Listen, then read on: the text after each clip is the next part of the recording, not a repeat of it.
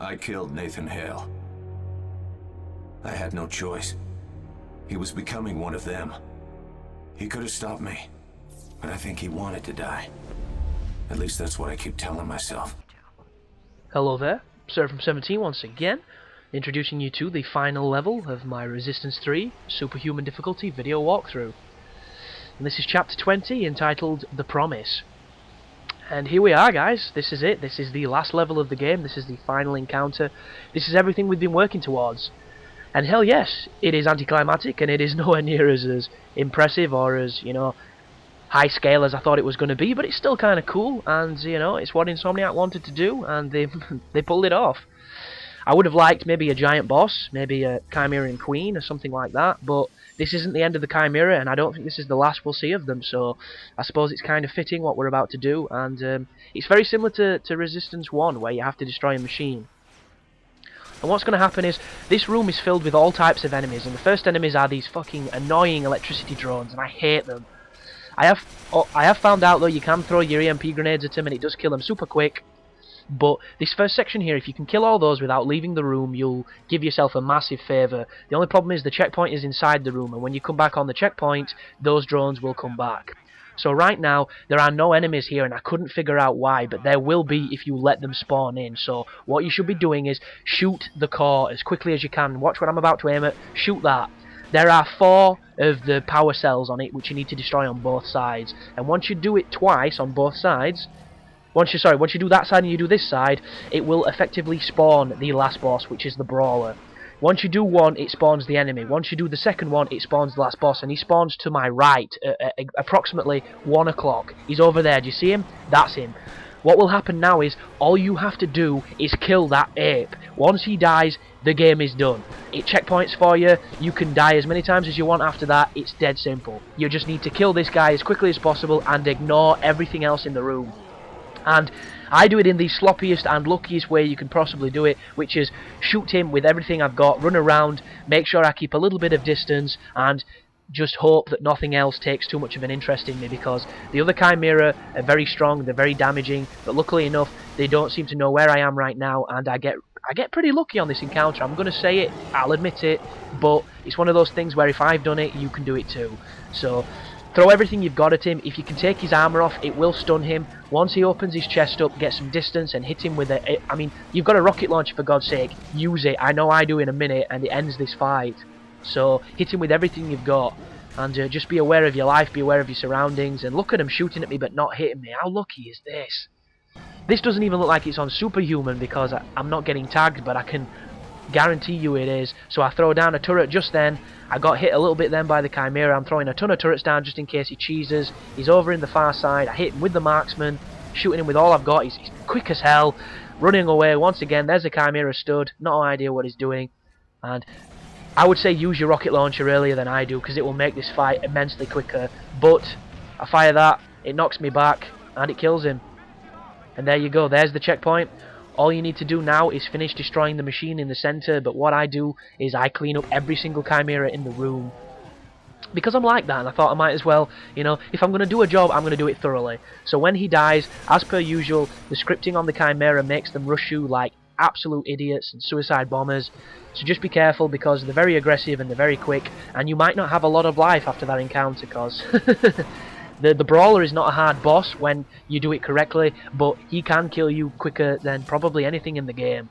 So there is a hell of a lot of life on the outside of this room if you find it. It's just a case of getting to it without being picked off.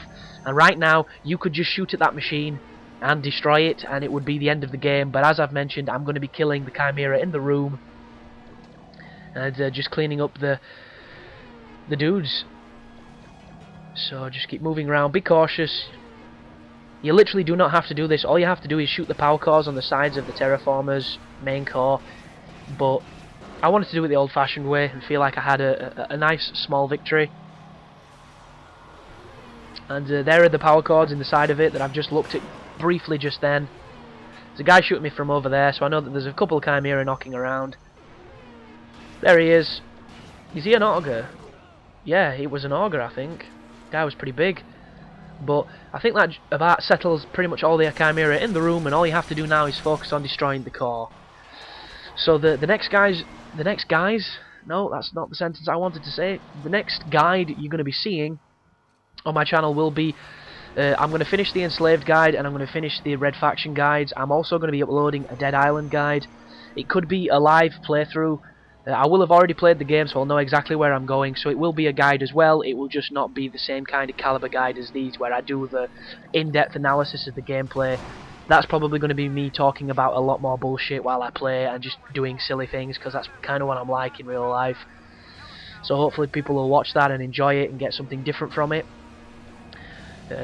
On the 20th, Gears of War 3 comes out. I'm hoping to get it early. If I do get it early, I will be powering through that game as quickly as possible to get the guide up, because that is another moment where my channel's hopefully going to grow immensely from it.